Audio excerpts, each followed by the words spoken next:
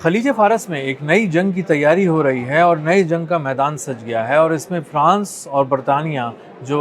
नज़र आ रहा है बज़ाहिर कि वो यहाँ पर आएंगे और ईरान से टकरा सकते हैं और यहाँ पर एक बड़ी जंग हो सकती है, क्योंकि फ्रांस का एक तजारती जहाज़ है, सेंट एंटोनियो उसका नाम है। ये दुबई से रवाना हुआ था, खलीज फ़ारस की तरफ के पानियों से गुज़र के आ रहा था आबनाए हुर्मुज़ की तरफ, और वहाँ उसको निशाना बनाया गया है। एक क्रूज़ मिसाइल बताया जा रहा है मीडिया रिपोर्ट्स में कि उसको आके लगा है, जिससे उस पे वो तबाह हो गया, उसका एक बहुत बड़ा हिस्सा आग लग गई, उसमें धुआं उठता हुआ दिखाई दे रहा है दूर से। और बहुत से उसके जो क्रू मेंबर्स हैं वो इस वक्त ज़ख्मी हैं और उनको किसी तरह से उनको अप्रोच किया जा रहा है कि किसी तरह से उनको बचाया जा सके और उनको वहाँ से निकाला जा सके। ईरान ने गो कि अभी तक ये नहीं कहा है कि उसने ये कार्रवाई की है और उसने जाके इस जहाज़ को निशाना बनाया है, लेकिन अंदाज़ा ये हो रहा है कि ये जहाज़ दुबई की तरफ से आ रहा था, आबनाए हुर्मुज़ की तरफ अप्रोच कर रहा था और ईरान की इजाज़त के बग़ैर आगे आ रहा था। और यकीनी तौर पे इसने टोल अदा नहीं किया होगा ईरान को, जो ईरान ने अब बाकायदा तौर पे एक अथॉरिटी के ज़रिए नाफिज़ कर दिया है। तो उस टोल की अदम अदायगी की वजह से इसको निशाना बनाया गया और ये शायद इस ज़ोन में आगे आया है कि अमेरिका यहाँ पे मौजूद है। अमेरिका ने कहा है कि आगे आ जाओ, अमेरिका ने कहा है यहाँ से गुज़र जाओ, और अमेरिका की इजाज़त से ही शायद आबनाए हुर्मुज़ से गुज़रा जा सकता है। और अमेरिका के दिए हुए एतमाद की वजह से ये आगे आया आबनाए हुर्मुज़ की तरफ, लेकिन निशाना बन गया। इस वक्त आग के शोले बुलंद हो रहे हैं, धुआं ही धुआं है हर तरफ, और इस वक्त उसके जो क्रू मेंबर्स हैं वो ज़ख्मी हैं और उन्हें तिब्बी इमदाद दी जा रही है। ईरान ने वाज़ेह तौर पर दो टोक अल्फाज में कहा है कि अब अगर किसी को आबनाए हुर्मुज़ से गुज़रना है, पहले भी उसने कहा था लेकिन अब उसने दो टोक अल्फाज में ये कह दिया है कि हमने पर्शियन गल्फ स्ट्रेट अथॉरिटी बना दी है। और ये अथॉरिटी बनाने का मकसद ये है कि हमने अपना एक निज़ाम यहाँ पे राइज कर दिया है। अब यहाँ पे जो ऑर्डर होगा, जो तिजारती ऑर्डर होगा, जो वर्ल्ड ऑर्डर होगा, आबनाए हुर्मुज़ के ऊपर होगा, वो हमारा होगा। और यहाँ से गुज़रने के लिए अब हर जहाज़ को हमारी इजाज़त लेनी होगी, हमें टोल अदा करना पड़ेगा, हमें ईमेल करनी पड़ेगी। ईरानी पासदारान इनकलाब को आप ईमेल करेंगे, ईमेल करने वाली शिपिंग कंपनी को अपना डाटा देना पड़ेगा, क्रू मेंबर्स की डिटेल देनी पड़ेगी, कार्गो की डिटेल्स देनी पड़ेगी, बताना पड़ेगा कहाँ किस मिल्कियत का, ये किस मुल्क की मिल्कियत का जहाज़ है, कहाँ से चला है, मंजिल क्या है, कहाँ इसको जाना है, सामान किसके लिए लेके जा रहा है, और उस सामान की नौइयत क्या है, किस तरह का उसमें सामान है। ये सारी तफसील देने के बाद ये जो शिपिंग कंपनी है उसको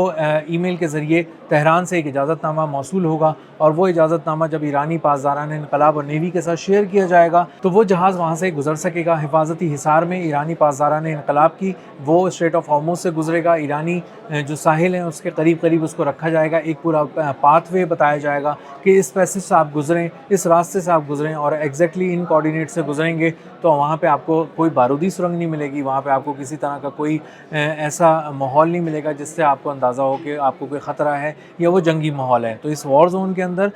ईरान ने अपनी हुक्मरानी साबित कर दी है कि इस वॉर जोन में जबकि अमेरिका के 15,000 फ़ौजी वहाँ पे खड़े हुए हैं, तैनात हैं, कैरियर स्ट्राइक ग्रुप्स आए हुए हैं, अमरीकी बहरी बेड़ा सपोर्ट पे खड़ा हुआ है, और एक मजबूत नाकाबंदी वहाँ पे मौजूद है अमेरिका की। लेकिन वो मजबूत नाकाबंदी के परखचे हर रोज़ हमें उड़ते हुए दिखाई देते हैं, हर रोज़ वो नाका पाश पाश होता दिखाई देता है, और वहाँ से ईरान के तिजारती जहाज़ अमेरिका की नाक के नीचे, अमेरिका की नज़रों के सामने, उसकी नेवी के सामने से गुजर के आते हैं और कोई उन्हें चैलेंज नहीं कर पाता। एक आध जहाज़ को उन्होंने चैलेंज करने की कोशिश की थी, लेकिन वो इतनी ज़ोरदार किस्म के हॉर्न बजाता हुआ वहाँ से गुजर गया, और उसके पीछे उनकी जो स्पीड बोट्स थी वो हिसार में थी ईरान के। तो ईरान की बहरिया ने मुकम्मल तौर पे अपने हिफाजती हिसार में कई एक जहाज़ जब पार कराए हैं तो अमेरिका को समझ में आ गया है कि अब आबनाए हुर्मुज़ पे छेड़छाड़ नहीं करनी है, और वो छेड़छाड़ करने के काबिल भी नहीं है। मजबूत गिरफ्त पर्शियन गल्फ़ में इस साइड पे खलीज फ़ारस और उस साइड पे खलीज ओमान की तरफ, और दरमियान में आबनाए हुर्मुज़ के दरमियान जो 33 किलोमीटर चौड़ा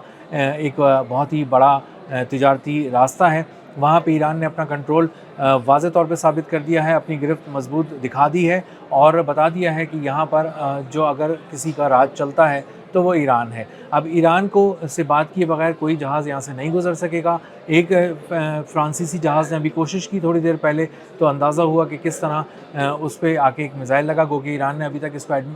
इसको तस्लीम नहीं किया कि ये हमला ईरान ने किया है, लेकिन क्रूज़ मिसाइल दागे जाने का बहुत से लोग यही मतलब ले रहे हैं कि ईरान ने इसलिए हमला किया है क्योंकि उनकी इजाज़त के बग़ैर ये शिप यहाँ से गुज़र रहा था और आबनाए हुर्मुज़ की तरफ अप्रोच कर रहा था। तो अमरीकी बहरिया इस वक्त नाकाम हो चुकी है, अमरीकी बहरिया का नाका पाश पाश हो चुका है। ईरान ने अपनी गिरफ्त, अपनी जो ताकत है वो दिखा दी है आबनाए हुर्मुज़ पर, और ये भी दिखा दिया है कि वो किस तरह टोल लेगा। 20 लाख डॉलर वो टोल वसूल करेगा एक तिजारती जहाज़ से, और वो टोल वसूल करने के बाद, ईरानी करेंसी में वसूल करने के बाद, और सिर्फ 200 ममालिक से वसूल करने के बाद वो जमा कराएगा अपने कौमी ख़जाने में, और ईरानी करेंसी इस तरह मजबूत होगी। जब ईरानी करेंसी मजबूत होगी तो ईरान में जो एक दहाइयों पुराना मसला है कि वो वहाँ पे महंगाई बहुत ज़्यादा है, तो वो महंगाई भी अब कम हो जाएगी आहिस्ता आहिस्ता आने वाले दिनों में, क्योंकि उनका जो रियाल है, ईरानी करेंसी है, वो ताकतवर होना शुरू होगी और उससे महंगाई में कमी आएगी। इसी के साथ साथ जब हम ये देखते हैं कि कौमी ख़जाना भरना शुरू हो गया ईरान का, तो एस्टिमेट किया जाता है, अंदाज़ा लगाया जाता है, तखमीने लगाए जाते हैं कि ये सालाना कितनी रकम बनेगी अंदाज़न, क्योंकि ईरान जो टोल की मद में ले रहा है, ये अंदाज़न कितनी रकम होगी, तो अंदाज़ा होता है कि ये तकरीबन 80 अरब डॉलर सालाना बनेगी। और 80 अरब डॉलर ईरान के पास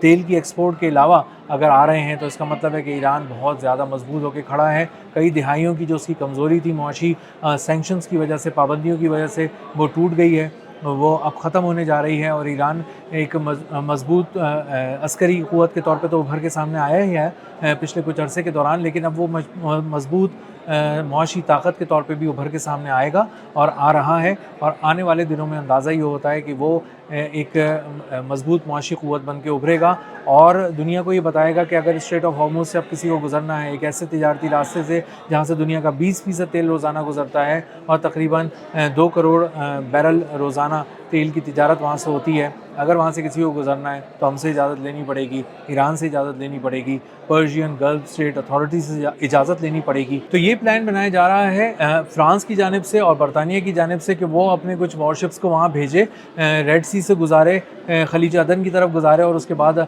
आबनाए हुर्मुज़ की तरफ जाएँ, और वो जाके वहाँ पर हिफाजत करें और देखें कि किस तरह उनके एक जहाज़ को निशाना बनाया गया, और उनके मज़ीद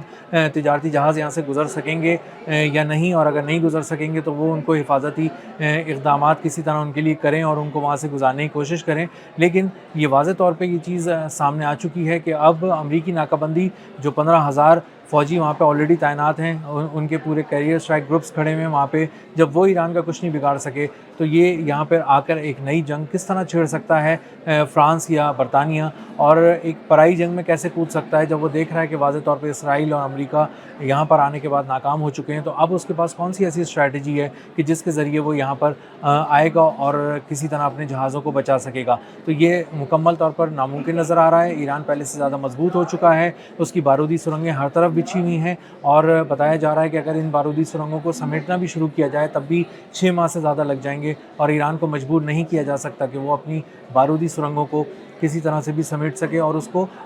ये किसी तरह से ये भी मजबूर नहीं किया जा सकता कि वो उसकी बारूदी सुरंगों को उड़ाया जा सके या समेटा जा सके या उन्हें नाकारा किसी तरह से बनाया जा सके। ये अमेरिका कोशिशें करके देख चुका है, उसने कई कोशिशें की हैं, लेकिन उन कोशिशों में एक तो कामयाबी नहीं हुई, और दूसरी अहम बात ये कि वो खलीज फ़ारस में भी कॉन्फिडेंटली बहुत आगे नहीं आ सका। 500 किलोमीटर से बहुत दूर है, इस रेडियस के अंदर वो नहीं आता ईरान के, और उसको पता है कि जैसे ही मैं जाऊँगा वहाँ पे आबनाए हुर्मुज़ पे एक मौत का जाल है, उसकी फ़िज़ाओं से तैयारे गायब हो जाते हैं, और जो जहाज़ वहाँ जाता है वो तबाह हो जाता है। ईरान ने एक मौसर निगरानी और मौसर अटैक का एक निज़ाम वहाँ पे इस्टेब्लिश किया हुआ है, बहुत ही ज़्यादा सरगर्म किया हुआ है, जो वहाँ करीब आता है तबाह हो जाता है, और किसी में हिम्मत नहीं है। इस वक्त अमेरिका की मुकम्मल नेवी वहाँ पे खड़ी हुई है, पूरी ताकत के साथ खड़ी है, लेकिन किसी एक जहाज़ को भी वो सही से पार नहीं करा पाए। एक आध जहाज़ के बारे में उन्होंने क्लेम किया है कि उन्होंने पार कराया है, लेकिन असल में जो तिजारती जहाज़ अमेरिका की के एतमाद उसकी शय पे समझते थे कि वो वहाँ करीब आ जाएंगे आबनाए हुर्मुज़ के और वो उनको पार करा देगा, अब तक एक जहाज़ भी अमेरिका पार नहीं करा सका। उनमें से 2000 वेसल्स, 20,000 क्रू इस वक्त खलीज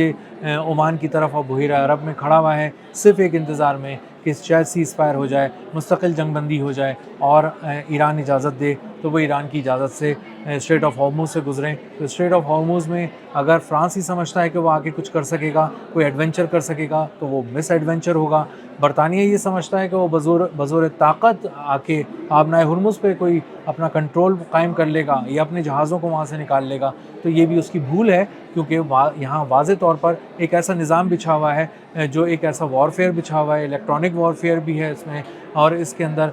GPS جیمنگ بھی ہے، اسپوفنگ بھی ہے، AIS سسٹم بھی ہیں، ہر طرح کی یہاں پہ جدید ترین نظام بچھایا ہوا ہے ایران نے، اور اس سے یہ ثابت ہوا ہے کہ اب آبنائے ہرمز کے قریب کوئی نہیں آ سکتا۔ امریکی ناکہ بندی مکمل طور پہ ناکام ہو چکی ہے۔ فرانس اور